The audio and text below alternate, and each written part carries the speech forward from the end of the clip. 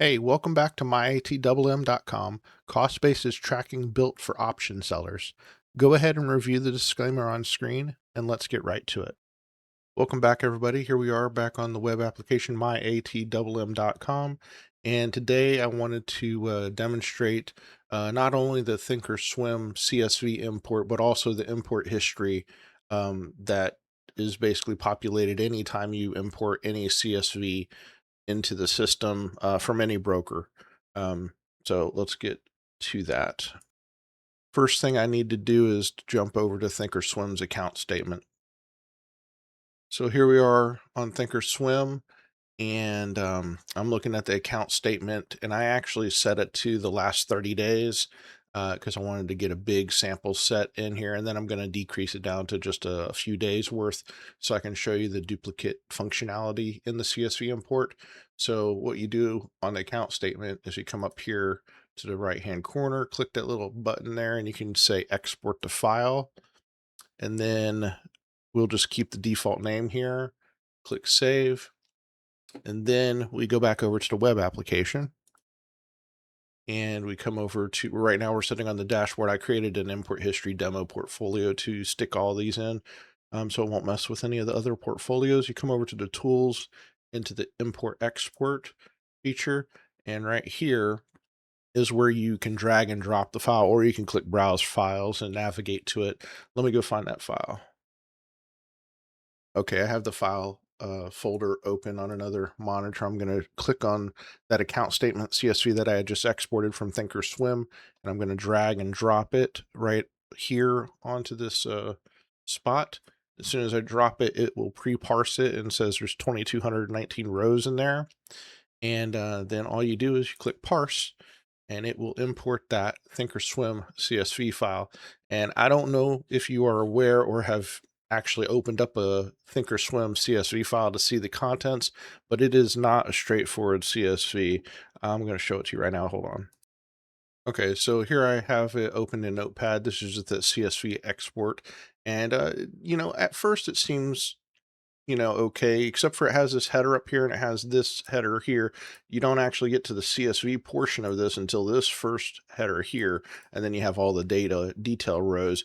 But more so than that, once you scroll past that section, it actually breaks right here, and then it shows you the futures statements, and it's like a combination CSV where it exported everything that's in that account statement, which really goofs up CSV parsers, but we've changed ours to do the AI CSV import. So it actually knows and can figure it out and grabs just this section of your account statement. And actually previously what we were needing to do is I added the ability to where you could actually come in here and copy the first row and then just highlight the rows that you wanted. And you could actually just copy that to the clipboard and literally right click and paste it into that drop zone where I dropped the file previously. And it would parse just the copy from the clipboard CSV. And you can still do that if you want to, but I finally got it to where you can just drag and drop the CSV from ThinkorSwim as is, and it will know how to parse it for you. It makes it just so much easier to use. So anyway, that's what we did. We went ahead and imported that 30 days of history. You can see the source was ThinkorSwim CSV, and it imported 219 transactions, options specifically. And it created two new symbols. So we were trading a lot of SPX and XSP in the last 30 days. So those are the two symbols it probably created. And it just gives you like an overview here. And if you wanted to see the nitty gritty details of that import, you could just click view import details and it would load it up in the screen. And looks like there's just, okay, I know why it's doing just SPX. It's because there's a lot of transactions. So and it's only showing the first 10. So I think if we actually type in XSP, and that's only because I know this exists in the export, see, it will filter down to just XSP, and you can see there's only 20 of them. See how it did that? So if I cleared this, watch, the total row count will go from 20 back up to the 200 number. See, and it does. And conversely, if we hit SPX, it goes down to 210. See, so. And you can look at those individual transactions as well. You can scroll or navigate through them if you wanted. And it's just giving you a high level overall, the totals on the header record up here, and it'll show the completed. And just to give you some kind of idea, what I wanted to do now, before I get to the other thing I was going to show you, is if we come back over here and just filter down to, like, we'll just do the last 7 days instead, so it goes down quite a bit. I'm going to re-export the file. I'm just gonna, we'll just put 2 here so it won't overwrite the other file, and then go back over to the web application, and I'm going to drag that new one, the account statement 2, over here. Pre-parses it 162. We're going to parse it. Something new you'll notice is, first off, it imported less transactions, but it identifies as a duplicate because we previously already imported them.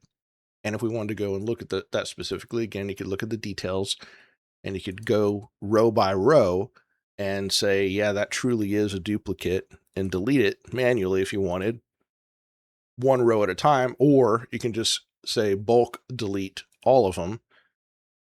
Yes, and then I'll bulk delete all of them. And the shell still stays in here even though you deleted all of them.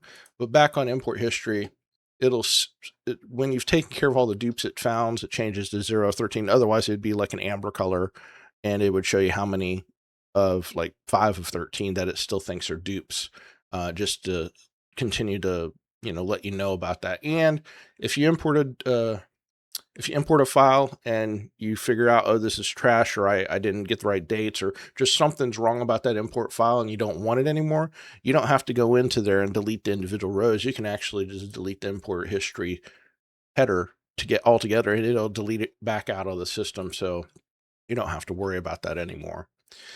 And I just wanted to switch over to another profile where I have a lot of import history, so you can see what it looks like with a lot of stuff on the screen. And as you can see, I import these pretty much daily. As I've done the transactions for today, I'll go over to the ThinkorSwim account statement and export the file, and then I'll just drag and drop that file in here, and I'm done in seconds. And then I can go back over to the dashboard and make sure the broker, or the brokerage amount, which I'll go look at that now. So basically the brokerage amount matches what the account statement says over in ThinkorSwim. And then you can tell if you've reconciled it completely or not. I'm just looking around, but yeah, that's the import history. You can come here and look at all your history, view old ones, delete them if you don't need them anymore. Now, I will say you don't just clean up this. Basically, deleting actually deletes those transactions from the system. So once you've gotten them imported and they're official and everything, you leave these records in here, forever. I think it just shows you like the last 30 days or something, but you'll never want to delete these unless you want to delete the actual transactions out of the system. It's not just a header. These are the actual transactions that are imported. So I don't want to delete these 219 transactions from the portfolio. So you'll want to keep those in there. You only want to delete stuff if it's like wrong, like you want to get the transactions out of the system. Oh, and one other thing, as you remember, it said it created 2 new symbols in this new portfolio. If you wanted to actually look at the specific symbols, you could come over to the cost basis screen, and you'll notice that they're in here. So it imported this SPX and XSP. So if I wanted to look at the XSP specifically, I just come over to the cost basis screen, select XSP, and then I could drill into that specifically, the transactions, look at those individually. You can even come in here and edit or delete one, individual transactions. You can add new ones, whatever. All that functionality is still there. And it'll also show you the overall credits that you received and the realized gain or loss. And if we come over to SPX, over here, there's a loss over here in that. But yeah, so you can still see what you imported individually as well, not just from that import history screen. But that does it for this video, and I'll see you in the next one. That's going to wrap it up for this one. If you got something out of it, hit that like and subscribe button so you don't miss what's coming next. And if you haven't already, head over to MyATMM.com and create your free account. 3 tickers free forever. No credit card required. Thanks for watching, and I'll see you in the next one.